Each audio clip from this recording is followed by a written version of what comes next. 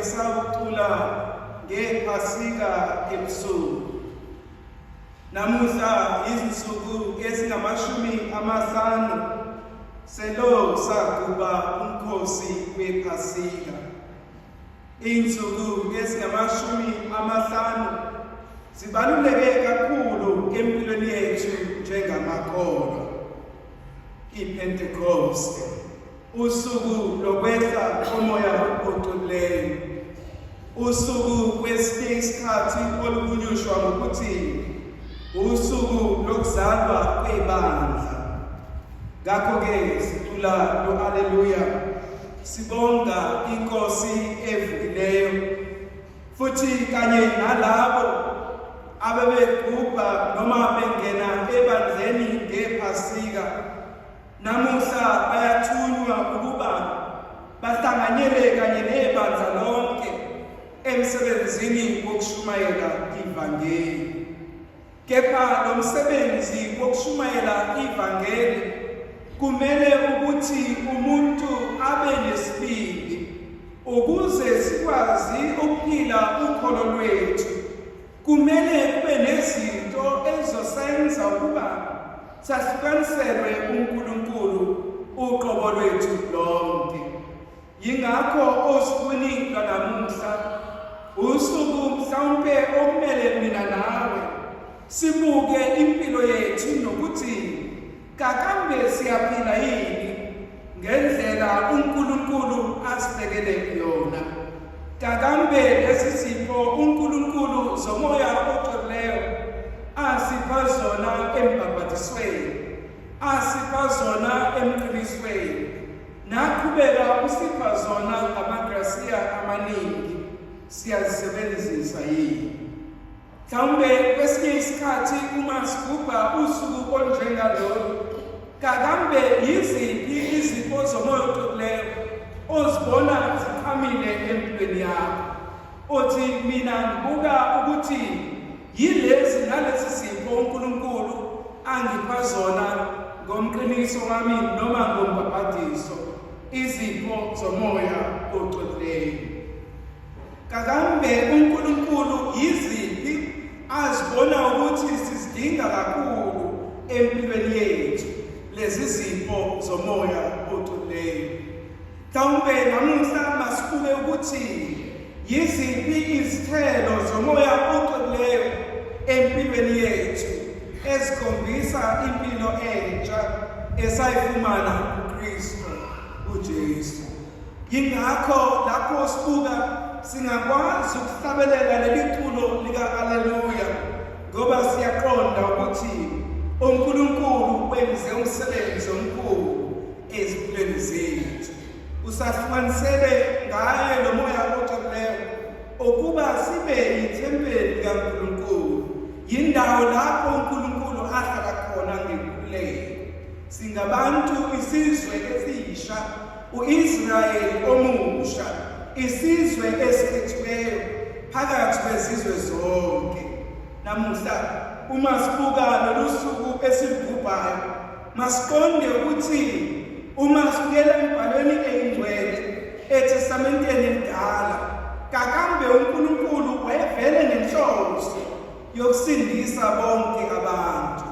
Uma enenhloso yokusindisa bonke abantu, akafisi ukuba nanini abantu bakhe bagqilazeke. Yingakho kwathi nalapho sibehlukene noNkulunkulu, wazama amasu ukuba abasindise abantu bakhe. uNkulunkulu wasikhethela isizwe saka-Israyeli ukuba sibe isizwe sakhe. Kepha ngobude bendlela isizwe sikaNkulunkulu salibala uyena. Kepha uNkulunkulu akabayekanga ebubonweni kwabo, wabanzela isu lokuba basindiswe. Uma sibuka umlando wokusindiswa kwethu, mhlawumbe nakhona eTestamenteni elidala singabuka ukuthi izinsuku ezingama-50 ekusukeleni kwenzakalani ngazo.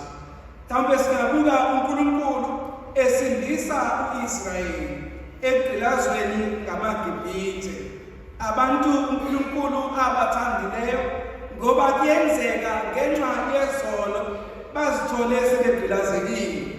Yingakho uNkulunkulu wabathumela uMoses ukuba ayobakhulula egqilazweni. Uma begqilaziwe, uNkulunkulu uyathinteka ngabo. Nanamhlanje uNkulunkulu akathokozi ngami nawe lapho sizithola sigqilazekile. Kokunye sigqilazwa yizolo, kokunye sigqilazwa ngabanye abantu. Yingakho uNkulunkulu athi kuMoses, hamba ungikhululele abantu bami. Uma sebekhululiwe, bayahamba izinsuku ezingama-50 bayafika entabeni Sinayi. Uma befika entabeni Sinayi, uyakhuphuka aye entabeni abuye nemithetho kaNkulunkulu. Athi mayehla entabeni ngosuku lwesibili aqala umgubho obalulekile wensuku ezingama-50.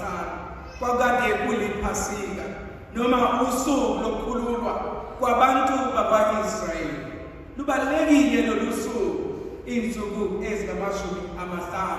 Yingakho uma siye eTestamente Elidala kwagujwa insindiso etholakele ngoNkulunkulu lapho banikeza imithetho yabo, lapho futhi bakhumbuza ukuthi uNkulunkulu wabo yena bona bangabantu babo. Okunye engithi uma ngibuka kuwona lo mkhosi esiwugubhayo wawugujwa mhlawumbe emveni kwama-50 lapho bekhumbula khona usuku lokuvuna. Isivuno sokuqala singesikaNkulunkulu, isivuno sokuqala sisivuno sokuyobonga. Yingakho kubalulekile osukwini lwanamuhla kulabo abamukele isipho sikaNkulunkulu ngePhasika, usuku lokubonga, usuku lwesivuno sabo. Bazothi Nkosi, ngenxa yezipho osiphe zona ngePhasika namuhla sesiyabuya ensukwini ezingama-50 sizobonga isipho, sizokulethela izithelo zokholo lwethu ngoba sikholiwe, siphendukile futhi sayithanda le ndlela osibizela kuyona. uNkulunkulu wasithanda umhlaba ungakabikho. uNkulunkulu uyaqhubeka ukusithanda noma umhlaba sewukhona. uNkulunkulu noma isono sikhona uyasithanda ngezindlela eziningi. Yingakho kwesinye isikhathi uma siya kovuma, abantu abaya kovuma, uNkulunkulu uyabasiza. Phela sivuma sonke, abanye ngaphi bagcina ukuvuma. Ngiyabona nje ukuthi asivumi sonke. Uma siya kovuma, siyesithathe umoya oqoqileyo futhi simcele ukuba asikhanyisele. Sithathe imithetho 10 kaNkulunkulu kanye nemithetho 5 yebandla, sizindle ngayo bese sibona ukuthi uNkulunkulu simcunule ngayo. Akubi yimini engithi ngenzele sisono nalesi sono, kepha ngumoya kaNkulunkulu ongitshelayo ukuthi ngenzile lezi zono. Uma besitshenwe nguNkulunkulu ukuthi sivume lezi zono, besizophenduka. Kodwa ngoba noma sivume izono zethu siya ngokuthanda kwethu, asiyi ngokuqhutshwa nangokufunzelelwa ngumoya oqoqileyo.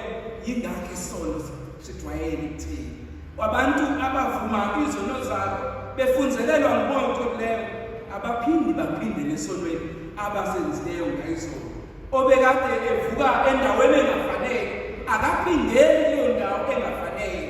Obekade enezinto ezafika endlini yakhe ngendlela engafanele akazigcini lowo muntu ezo zinto.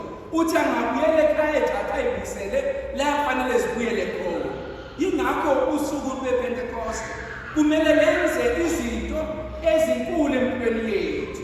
Siyaphila yini ngomoya kaNkulunkulu okhona phakathi kwethu. Indlu kaNkulunkulu, umzimba wakho olithempeli lomoya oyingcwele, isavumela ukuhlala umoya empilweni yakho. Uma singabuka namhlanje, masimcele umoya oyingcwele ukuba asikhanyisele kuthi la iqiniso lingekho khona, Nkosi hlanza bonke. La umuntu engenawo asikwazi ukwenza lutho. Kubalulekile empilweni yethu ukuba simnikeze indawo umoya kaNkulunkulu empilweni yethu. Nethulo elithi thela umoya oyingcwele. Uthi mangabe ethatha elinye ivesi lithi simncishile uNkulunkulu amathuba, kepha emoyeni wethu nantu usizi luthi ephahleni. Kakade vele yiyo lento eyenza ukuba thina abantwana bakaNkulunkulu esadalelwa inkululeko sizithola sizigqila zezinto eziningi, izigqila zonembeza wethu.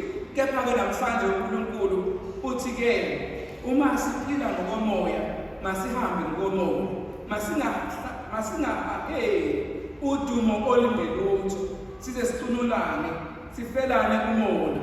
Nalo-ke uma sibuka izwi likaNkulunkulu likhuluma nathi masilenze siliphile. Okunye engikubukayo evangelini lanamhlanje kuthiwa-ke kepha umuntu umele oyothunyelwa ngubaba ngegama lami uyakufundisa zonke izinto, anikhumbuze konke enganitshela khona. Umoya oqokileyo kaNkulunkulu ziningi izinto asitshela zona, kepha siyazilalela yini. Yingakho emisela namhlanje masenze isithembiso ukuthi sesizokulalela moya kaNkulunkulu, wena uNkulunkulu uqobo, obunye noNkulunkulu uyise, indodana nomoya. Uthi uJesu evangelini lanamuhla uxolo alube kini. Njengabantu bakaNkulunkulu simele ukuba noxolo. Njengalokhu Baba athuma nina, nami ngithuma mina. Wathi seshilo lokho aphefumule umoya wakhe, wathi yabelana umoya oqokileyo. Labo nyakubathethelela izono zabo bayokuba bethethelela, nalabo nyakubabopha ngezono zabo bayokuba beboshiwe. Uboshiwe wena noma ukhululekile. Uma uboshiwe, nani umoya kaNkulunkulu okhulula bonke